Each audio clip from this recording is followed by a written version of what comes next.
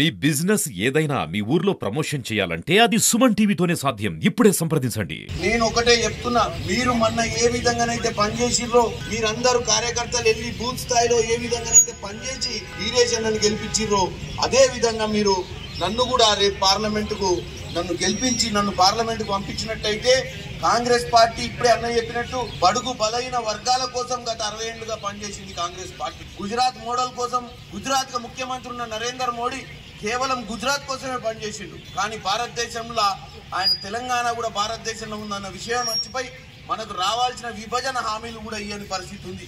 నన్ను మీరు ఎన్నుకున్నట్టయితే నేను 24 గంటలు భువనగిరి ప్రజల మధ్యనే ఉంటా. నేను రేపు పార్లమెంట్ లో తప్పుడు ప్రచారాలు వినకండి. ఒక సామాన్యుడు నాయకుడు కావాలనుకున్న సమయంలో 100 అబండాలు వేస్తుంటారు. మీ అందరినీ సోషల్ మీడియా తప్ప ఏ మీడియా లేదు వేరే పార్టీకి.